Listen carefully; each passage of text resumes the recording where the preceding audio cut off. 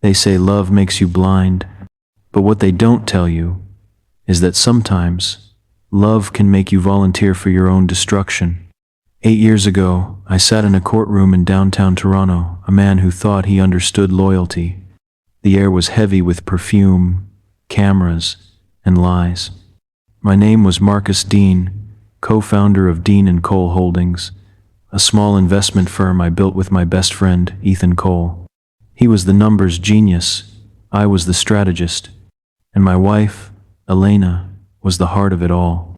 Or so I thought. That morning, the judge asked me if I had anything to say before the sentence. I remember staring at the floor, the reflection of my cuffed wrists, and thinking, this must be what sacrifice feels like. Mr. Dean, the judge said, you're being sentenced to 8 years in federal custody for securities fraud. My lawyer nudged me to speak. But what was there to say? The truth wasn't for the court. It was for Elena, the woman sitting in the front row, dabbing her eyes with a handkerchief like an actress waiting for her applause. She looked beautiful that day, tears glimmering under courtroom light, and right beside her, Ethan, my partner, with his hand resting on her knee. Too long, too familiar. I knew then, but I couldn't afford to believe it. When the guards took me by the arms, Elena leaned forward and whispered, you always said you'd do anything for me. Now you have. Her words clung to me like chains heavier than steel. That was the last time I saw the world without bars between us. In prison, time becomes your only mirror. Days bled into nights, and the first thing I learned was that silence could cut deeper than a blade. For months, I waited for a letter from Elena. None came. Then one day, a guard tossed a newspaper into my cell. Front page, Ethan Cole and Elena Dean announce engagement. My breath froze. I stared at the picture, Ethan in a tailored suit, hand around her waist, both smiling for the camera like my life had been nothing more than a stepping stone. At first I thought it was a mistake, that maybe she did it to survive. But when the next photo came, their wedding, I knew the truth. She hadn't survived without me. She had moved on without me. A week later, my old business associate sent me a letter. He didn't say much, just one line. They sold everything, Marcus. The house, the firm, the accounts, all of it. I'm sorry. I folded the letter neatly and placed it under my pillow. Then I lay down and stared at the cracked ceiling for hours, letting the reality sink in. I went to prison for the woman I loved, and in return, she buried me alive. That night, I made a promise, not in anger, but in clarity. I said to myself, if I ever walk out of these walls again, I won't come back as the man who went in. The man who loved blindly would die here, but something else, colder, sharper, more deliberate, would take his place. I learned to stop measuring time in days. I measured it in purpose. Every push-up, every book, every whisper I caught in the cafeteria, they were bricks in the foundation of something greater. Not revenge. Not yet. Just evolution. Because before you destroy someone's world, you have to rebuild your own. 3 years into my sentence, I learned that betrayal has an echo. It doesn't hit you once, it keeps coming back in waves, like a song you can't unhear. At first I tried to ignore the newspapers, but one morning, a guard tossed me another one, smirking. Front page, Cole Enterprises expands into real estate power. Couple leads Toronto's new boom. Power couple. Ethan and Elena Cole. They had taken everything, the company, the reputation, the story, even my last name. That headline burned itself into my mind, and I realized I hadn't been betrayed overnight. I had been prepared for it. The late nights she spent helping Ethan with spreadsheets, the way she defended him when I questioned his deals, the secrets behind locked office doors. I used to think she was loyal. Now I saw she was learning, memorizing every code, every document, every weakness. While I was building a home, they were building a trap. In prison, I stopped waiting for freedom. Instead, I started working for it quietly. There was an older inmate named Khalid, a former banker from Montreal. White beard, calm eyes. They said he once moved money for billionaires until one turned on him. He used to call me Wall Street. And every night after lights out, we'd talk in whispers through the bars. Khalid, so what will you do when you're out, Wall Street? Me, I don't know. Maybe disappear. Khalid chuckles. Men like us don't disappear, we adapt. Me, you think revenge is adaptation? Khalid, no. Revenge is art, but you can't paint if your hands still shake. He was right. I wasn't ready yet. I was still bleeding inside, and bleeding men don't win wars. So I studied business, finance, cyber law. I read everything the prison library could give me. At night, Khalid taught me how the powerful hide money shell companies, crypto wallets, offshore trusts. He said something that never left me. You don't hit your enemies where they expect. You take what they never thought they could lose. Those words became my mantra. On my 5th year inside, we got access to the internet for supervised education. That's when I saw her again, Elena. She was on a talk show. Perfect hair, designer dress. She spoke about her journey from tragedy to triumph and how she built her empire from nothing. I could almost hear Ethan coaching her off camera. She smiled like she'd forgotten me. But when she said, "Sometimes we must let go of the past to embrace our destiny," I smiled too, because I knew she had just written her own obituary. You don't erase a man like me and expect him to stay gone. My 6th year, something changed. Khalid was released. Before he left, he handed me a small folded note. No words, just a bank account number and a single sentence. For when the time comes, it wasn't a gift. It was an investment. And it told me something. Someone still believed I'd make it out. The day he walked free, I made another promise to myself. That when I did get out, I'd build something new. Not just a life, a legend. The last 2 years went by fast. Rumors reached me through new inmates. Ethan had become one of the top developers in Toronto. Luxury condos, tech startups, political donations. They called him the golden boy of Bay Street. And Elena? She was Toronto's darling. Charity events, interviews, red carpets. Every camera loved her, the woman who turned pain into power. But the thing about power is, it never lasts forever, especially when it was built on someone else's blood. The night before my release, I couldn't sleep. I sat on my bunk, staring at the moon through the narrow slit of my window. 8 years. 8 long years, traded for her freedom. I whispered into the darkness, "Elena, Ethan, when the sun rises, the man you buried will rise too." Then I closed my eyes and smiled for the first time in years. Because by morning, Marcus Dean would be gone. And someone new, someone she'd never recognize, would take his place. Freedom didn't feel like I imagined. It wasn't sunlight or laughter. It was cold wind and silence, the kind that follows you when you've buried too much of yourself to ever feel whole again. The gates of Kingston Penitentiary opened with a metallic groan, and for a moment I didn't move.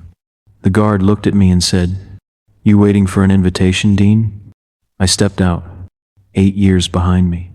A new world ahead, one I didn't belong to anymore. Toronto had changed. Skyscrapers taller, streets louder, faces colder, and somewhere inside those shining towers, they were living their dream. The dream I built. I checked into a cheap motel near Dundas Street, the kind of place where no one asks questions. The room smelled like cigarettes and broken promises, perfect for someone who had just returned from the dead. I stood before the mirror, staring at my reflection. The man looking back wasn't Marcus Dean anymore. He was leaner, harder, smarter, and his eyes, they didn't beg for love anymore. They planned. That night, I burned every old document, bank statements, marriage photos, court papers. Every memory turned to ash in the sink. When I was done, I whispered, "Rest in peace, Marcus." Then I opened my laptop, the same one Khalid had arranged through a quiet favor. The screen glowed blue in the dark as I typed in the account number he left me. Balance, $417,000 CAD. Not bad for a ghost. For 6 months, I rebuilt myself. New name, new passport. Malik Daniels, investor from Vancouver. I learned how to move through the city like a shadow, silent, untraceable. I opened a consulting agency that specialized in crisis management for startups. In reality, it was a front, a way to access corporate data, client lists, and the kind of secrets people paid millions to protect.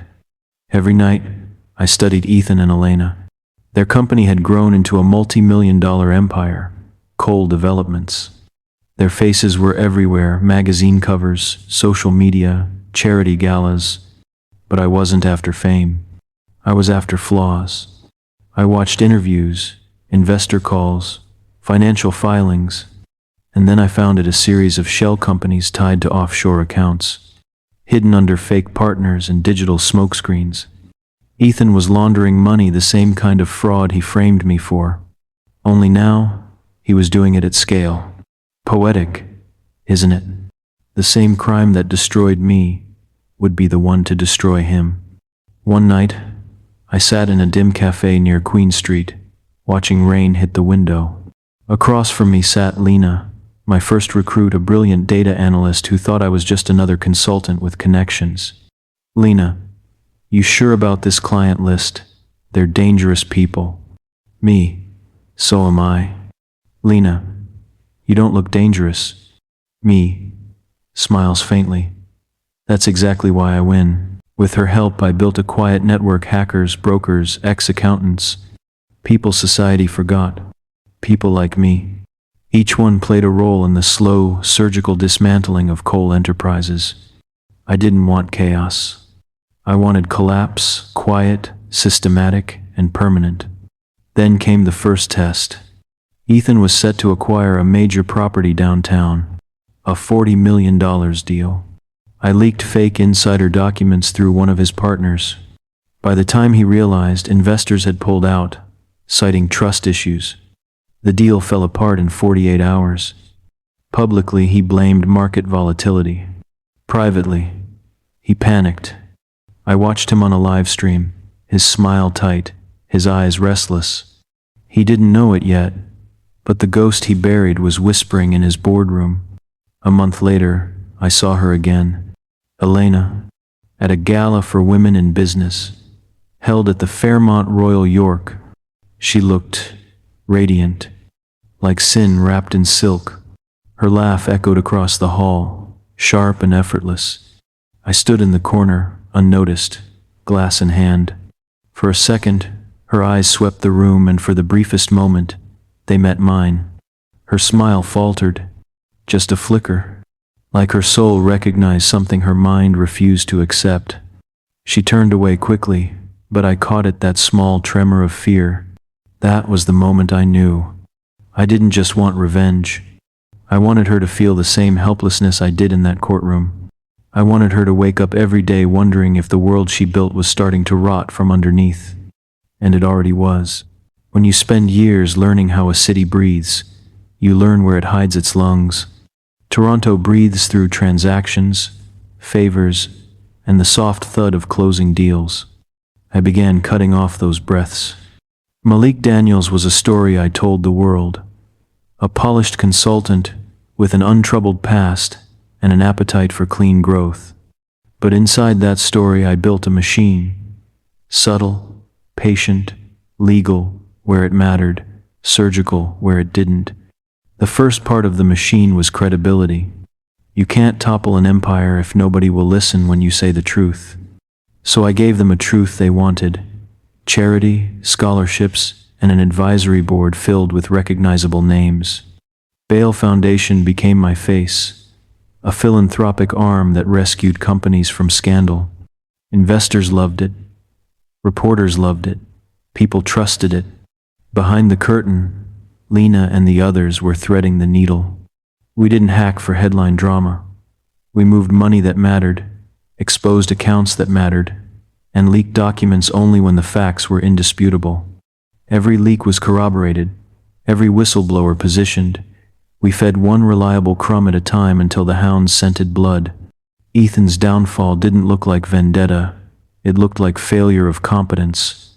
First it was a stalled project, then a CFO resignation, then, quietly, a regulator's inquiry. Each event felt organic to the public because we made it so.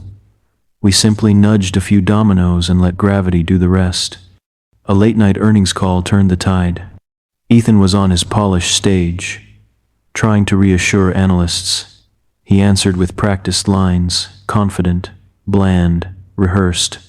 Then I let out a thread, a quiet email to the right journalist pointing to a trust tied to 3 phantom companies. The journalist dug, the journalist published, the stock dipped. Phones began to buzz in rooms that used to be serene. I watched it happen from my office in the financial district. The city lights like a map of targets. My phone buzzed. Lena's message. They're pulling funds. He's sweating. I poured coffee and smiled into the window. That smile had nothing to do with pleasure. It had to do with completion. People started whispering about Ethan like they used to whisper about me. Did you know? He's not what he seemed. Where did the money go? Those whispers turned into calls to auditors. Auditors turned into subpoenas. Subpoenas turned into raids.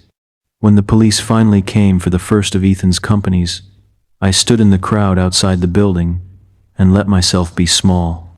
No triumphant gestures, no dramatic reveals. I wore black and a hat pulled low. I watched his men shuffled, wrists cuffed, papers announced as evidence. I listened to cameras ask the same questions my lawyer once translated into a sentence I'd learned to taste every morning in that cell. How could this happen? Ethan's face was a mask I recognized not of regret, but of fear. Fear always looks the same on people who thought they were untouchable. The arrogance drains, the voice cracks, the hands tremble. Elena called him after the raid. I could hear the way she breathed down the line when Lena read me the snippet. The woman who always smiled like light had nothing to do with her. Elena said, "Ethan, please, this is a mistake. We'll fix it." The Ethan. We didn't do anything wrong. It'll blow over. Then Elena, whisper, "I can't lose everything." Everything. That word sounded like the clinking of coins. We didn't stop with the raids. We followed the money through trusts and tax havens, through charities and shell companies tied to foundations Elena publicly championed. That discovery was the elegant Baroque note in a symphony I'd composed in secret. Charity accounts with no programs, donations routed through firms that circled back into private pockets. Little sins that, when strung together, sang of a pattern. When the first headline appeared tying Elena's foundation to questionable transfers, I felt nothing and everything. The world that had applauded her started to squint. The journalists who once called her inspirational started asking why donors were missing. The board members who adored her quietly asked for meetings. The board members who loved money began looking for escape routes. One of the board chairs called her in a panic. I listened through static as the conversation spiraled. I engineered meetings where her allies found inconvenient facts at their laps. I seeded doubt in the right ears. It's a strange thing to watch someone frantically try to stitch a life back together while you quietly undo every stitch. There were nights I allowed myself to be angry. There were nights I let rage roar until it exhausted itself. But the machine needed discipline. Anger makes mistakes. Patience wins. And then the takeover began. Buying shares in the open market is boring. Seeming amiable in private negotiations is tedious. But these tired, secretive maneuvers are fatal if done correctly. Through trusts, proxy firms, and legal advisors who didn't ask inconvenient questions, I began accumulating positions in the very companies Ethan had used as a ladder. By the time Ethan realized someone was buying, his holdings were hollowed. A quiet 51% here, a controlling stake there. He woke up one morning to a boardroom where his vote no longer carried the weight it used to. Men who once nodded to him at galas now took their cues from a new voice in the room, mine, measured and unreadable. He tried to fight back in public, issuing statements and threats. But when your hands are tied by regulators and your balance sheet reads like a map of lies, threats become noise. The day I announced Vail Foundation's initiative to support displaced investors, complete with a glossy release and endorsements from high-profile partners, the news feeds lit up. Public sympathy shifted. The narrative flipped. A wronged man builds to help the city recover. They never asked too deeply who stood behind the funding. In the end, the rise wasn't loud. It was exact. The city breathed, then staggered. Ethan's breath came shorter. Elena's smile grew thin. And somewhere in the quiet between headlines, I allowed myself a single thought. I was not the ghost they wanted. I was their reckoning. The city never sleeps. It hums. Even at 3 a.m., I can hear Toronto's pulse through the glass walls of my penthouse. The sound of engines, trains, ambition, and regret. That night, I couldn't sleep either. Not because of guilt I'd traded that long ago, but because the storm was almost over. Ethan was cornered. Elena was next. My assistant, Lena, entered quietly, a tablet in hand. "They're both losing it," she said. Ethan's company filed for bankruptcy. Elena's foundation froze donations. The press is turning on her. I didn't look up. Good. Do you want the interview tomorrow? The one about resilience? Schedule it, I said. Let them see what survival looks like. She hesitated. And after that? I turned toward the skyline, its reflection slicing across the glass. After that, she'll call. It didn't take long. The next afternoon, my phone buzzed. Unknown number. I answered. Elena. Marcus? Me. It's been a while. Elena, don't do that. Don't pretend this is casual. Me. Then what is it? Elena, I know it's you. The leaks, the transfers, the shares. You're behind everything. Me. You'll have to be more specific. Elena, you think I don't recognize your patterns. You were always too precise, too deliberate. Me. That precision cost me 8 years. Elena, you ruined us. Me. No, Elena. I exposed what you built on my ashes. Silence. Then a small sob escaped her, the same tremble she used to weaponize back when tears could fix everything. Elena, we were young. I was scared. Me. You were ambitious. You used my love like capital. Elena, please, Marcus. Stop this before it kills us both. Me. Only one of us deserves to die for it. I ended the call. Lena stood in the doorway, eyes sharp. You're still human, right? Barely, I said. But just enough.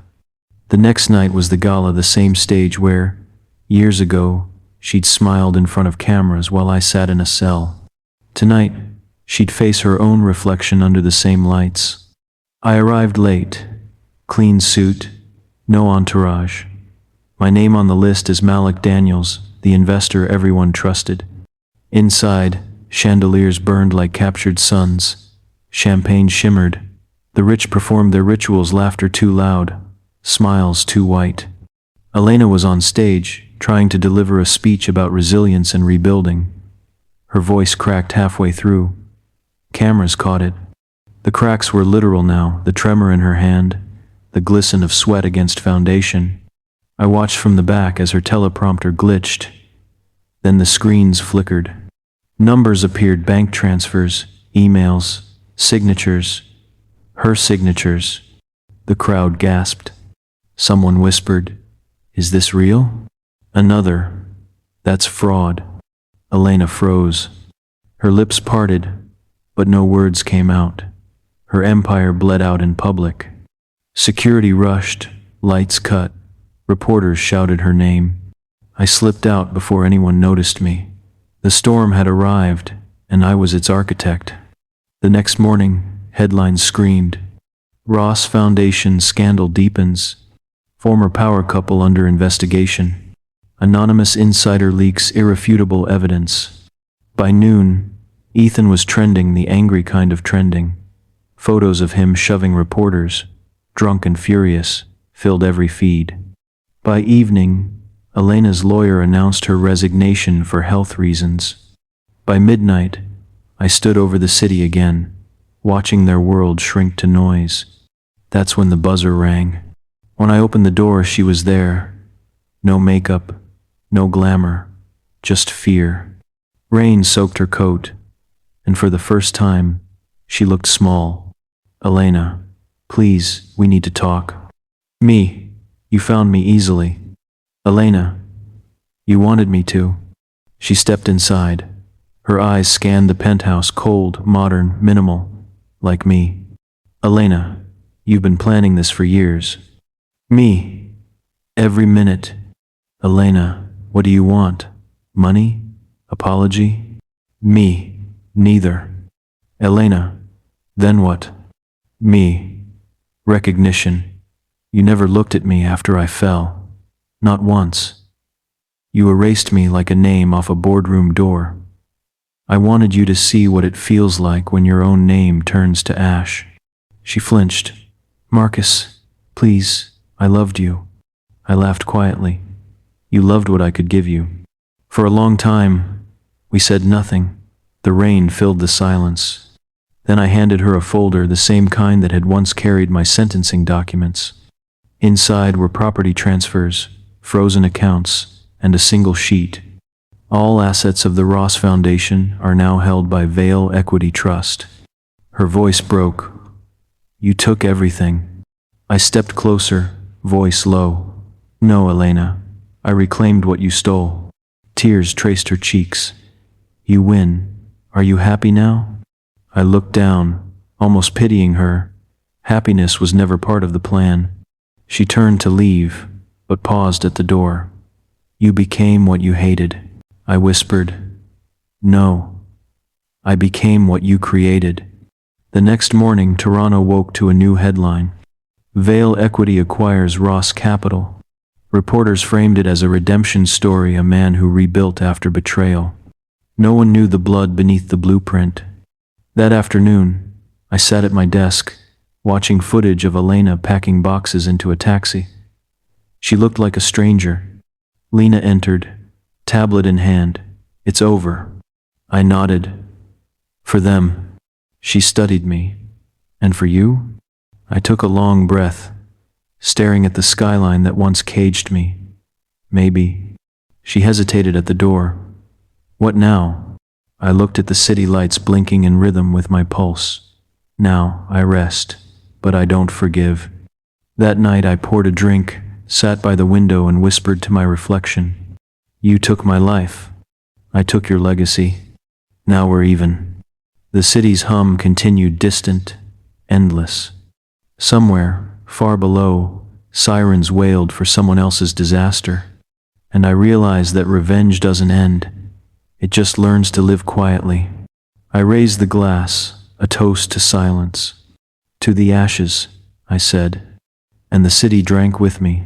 6 months later, Toronto felt different.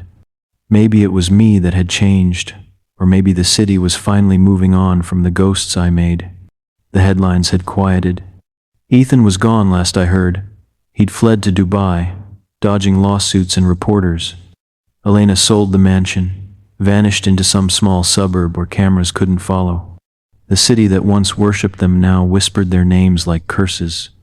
As for me, I'd become a success story. Marcus Vale, the man who rebuilt integrity. Magazines called me a visionary. News anchors smiled when they said my name. If only they knew how I built my empire, not from brilliance, but from pain sharpened into precision. They called it redemption, but I knew the truth. Redemption requires forgiveness, and I'd never learned that language.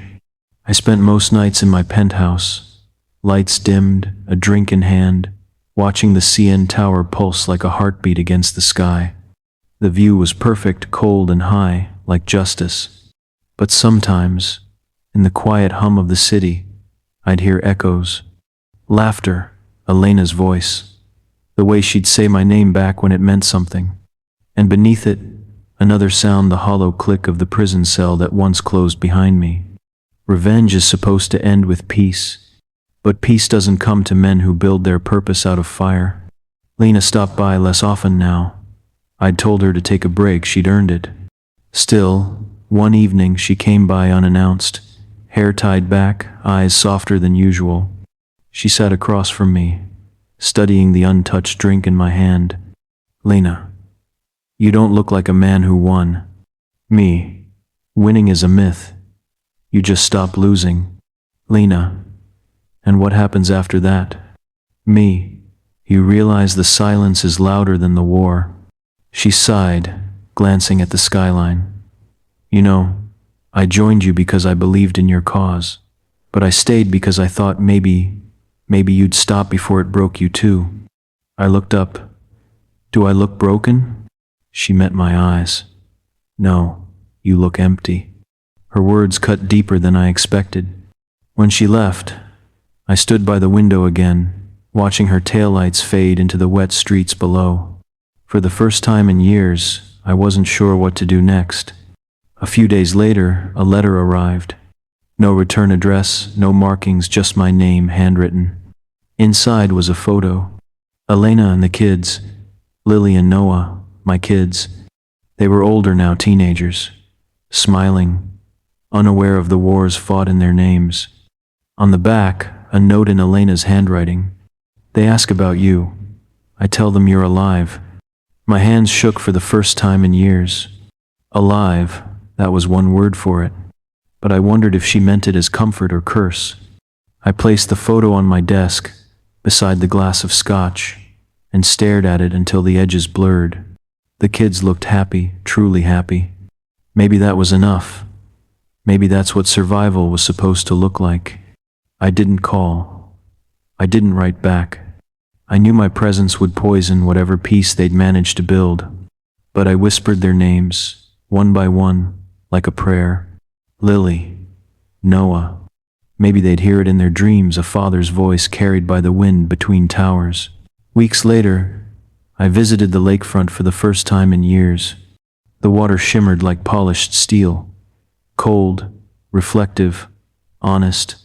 I stood there, hands in my pockets, the wind tearing through my coat. A stranger recognized me, a young guy with a camera. Hey, aren't you Marcus Vale, the entrepreneur? I nodded. Used to be. He smiled.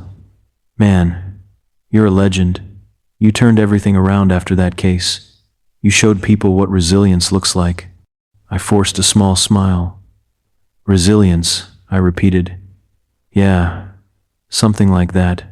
He left, still smiling. I watched him disappear into the crowd and thought that's what I'd become. A story. A cautionary myth people tell themselves to feel inspired, not realizing it was written in bitterness. The wind carried a faint echo of laughter across the water. For a second, I imagined Elena standing beside me again, before the lies, before the greed, before the fall. Maybe in some other version of this city, we still existed. But not here. Not anymore. That night, I came home to silence. No calls. No news, no enemies left, just me. I poured one last drink, sat by the window, and stared down at the city that had taken everything and given it back in a different form. Me whispering, you wanted to erase me, but I became something you couldn't forget. I raised the glass to the skyline. Here's to survival, I said softly, to the ghosts that made me, and the ones I buried. And for the first time in years, I let the glass slip from my hand. It shattered against the marble, scattering shards across the floor. Like everything else I'd built, I closed my eyes and listened. No screams, no applause, no vengeance. Just rain against the glass and a city finally at rest.